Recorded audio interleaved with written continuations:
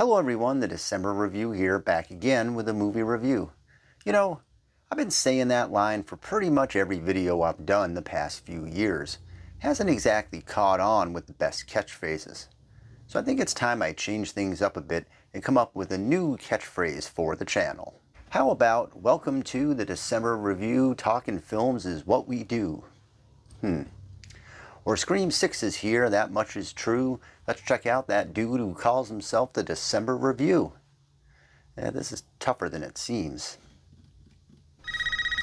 Excuse me. Hello? Hello, the December Review. What's your favorite scary movie? Oh, hello there, Ghostface. Are we gonna do this again? I still haven't forgiven you for stealing all of my ice cream during my Scream 5 video. Yeah, well, I was hungry and all you had was that and a Snickers bar. I can't eat peanuts. I'm allergic.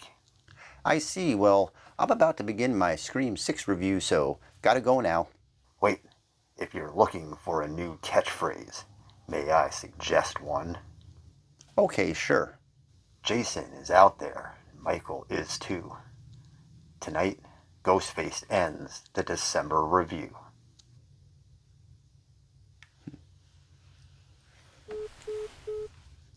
That can't be good.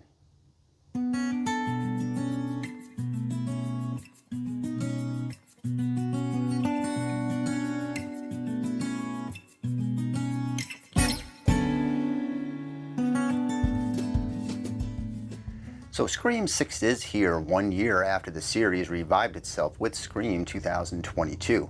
It's back to being called Part 6 after Part 5 didn't want to be called Part 5, instead going with Scream to confuse anyone looking for the original 1996 Scream, which makes even less sense since they are back to calling this Scream 6. Movie logic. Well, regardless of the name, it's the film that counts, and our core 4 survivors from not Part 5 are back and ready for another round of random phone calls, red herrings, and scares. Moving our cast away from Woodsboro and into New York City, we have Sam, Tara, Mindy, and Chad back moving on from the previous film's events and attending college. Sam acts as the overseer of the group, always prepared for the worst while being overprotective of Tara, putting a strain on their relationship. The film opens up with the series staple Ghostface introduction. After a well enough scripted sequence, our antagonist shows up only to demask 10 minutes in. Wait, is this some reverse universe where the film will show us the killer in the beginning instead of the usual mystery where we find out in the end, and instead we work backwards, changing the rules we've come to expect? Nope, that Ghostface gets taken out by another Ghostface and we're back on track. Swerve. Scream 6 uses the word legacy a lot, building on its foundation from Part 5 while trying to shake up the timeline. The film goes out of its way to punctuate the idea of legacy characters and what rules apply to them in the sequels. The original trilogy had decades of horror tropes to work with, infusing its slasher storyline with characters who were well aware they were in a horror movie. This helped make those films stand out more for being a step above the standard masked killer film, all while being in a masked killer film. The series took a bit of a turn with the introduction of the Stab series, which is the movie franchise within Scream based off of the events of the Scream films. It was used to its full effect in Part 3, further explored in 5, and acts as a catalyst once again for this new one. I thought the series works best when it's a commentary on current culture. Here, it's much more self-contained within the Scream universe. Hello? Well, hello again, the December Review. What's your favorite scary movie? Hey, we've done this before. It's Halloween 1978. And why do you always ask what my favorite scary movie is? There's other genres out there that are pretty cool. Like, why don't you ask about my favorite sci-fi films, or superhero movies, or rom-coms? Fair enough. I suppose mixing things up wouldn't be the worst idea. I usually get the classics as the answer.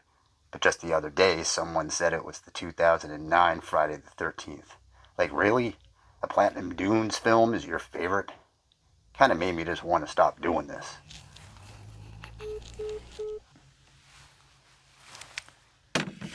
Alrighty then. So Ghostface is back and the game is on. There isn't really much to say without giving away too much spoilers. The series is predicated on its mystery story trying to outsmart the audience by acting as if everyone is a suspect. Here the outliers are plenty, as our main character Sam is being set up as the killer. After the events of the last film, Sam was targeted as the actual antagonist, fighting off conspiracy theories that she is the one responsible. This motive works as Sam starts to fray even deeper into the abyss of her heritage. The movie unsurprisingly pulls from Scream 2 at times, which isn't a bad thing. The movie showcases more than a few lengthy sequences, which helps the movie stand out. There's a great scene involving our cast trying to escape one apartment to another. It really took its time, allowing for some heightened tension. Same for the convenience store and subway scenes. Moving things away from Woodsboro and into the city, comparisons to Friday the 13th Part 8 are inevitable. While this thankfully isn't Scream on a boat for an hour, the city's settings get some screen time, but ultimately feel left out as its focus is more on the plot than its location. But Jason Voorhees does pop up here from Manhattan in a nice on-screen moment. Unfortunately, our main hero, Sidney, does not. Neve Campbell was pretty vocal over turning down the chance to come back yet again, citing an unfair salary. I had hoped that this was just a smokescreen to have a surprise ready for the film, but alas, those hopes were dashed as Sidney only gets a quick name drop and a quick picture shown. Sidney didn't have much to do in Part 5, and this does allow Sam to be the main focus. But it's the first film that the character is not in, so it must be noted. Though we do get Kirby back from Part 4, so that helps. So that makes two recent films I've reviewed without its main star. Creed 3 had no Rocky and Scream 6 has no Sidney. You know, they should star in their own film together. Call it Screamocky.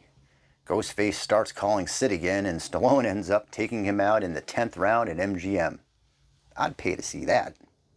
Behind the lens, the direction team of Part 5 are back together again with the same script team. While it's impossible to recreate the legendary work of series legend Wes Craven, well, they do manage to incorporate that Ghostface vibe and ever-present doom that lurks behind each door or room. Melissa Barrera's Sam leads the way as the no-nonsense, ready-to-rumble hero. Her confidence is on full display, giving the audience a character as resourceful as Sidney, with the added weight of the Billy Loomis connection. Sure seems that the direction is leading us into Sam fully snapping at some point, and I'm sure Part 7 will drive that home. Of course, Gale Weathers is back as her character gets some Scream 2 treatment. She managed to anger the core four. Her extended scene with Ghostface is excellent, as is her mentions of Dewey. So overall, Scream 6 packs a punch with its continuing adventures of the new Woodsboro friends. The movie does exactly what you would expect, playing out as a mystery thriller with plenty of suspense and setups, designed to keep you guessing. Much like Part 5, the end reveal was a bit anticlimactic, but it does stay in symmetry with the rebooted storyline. One of the final scenes that involves a movie screen and credits is superbly crafted. It's metaphoric and poetic in some way within this world. Bonus points for that. The cast is great to watch as the family dynamic and struggles start to pan out more, moving the series into its own true second chapter past the legacy and into its present. I give Scream 6 4 out of 5 on the Ghostface scale. Speaking of which, hello Ghostface. Well, hello, the December review. What's your favorite romantic comedy? So now we're talking. Well, I guess we have to go with Waitress and 500 Days of Summer. Oh, and America's Sweethearts. Oh, and Say Anything. Plus Serendipity. That's a great one. Pretty much any John Cusack film, I guess. And I should do a few of those for review. Now, Punch Drunk Love, though it's not much of a comedy, and as good as it gets. That scene where they're in the restaurant having dinner, I mean, that's just some great writing. Singles, The Wedding Singer, For Love of the Game, Phantom Thread. Well, that's more of just of a drama, which is a whole other thing, like Rachel getting married and... Look, I gotta go. Yeesh. Hello? Hello? Ghostface? Hello? Well, he asked. I'll probably see him again in Part 7.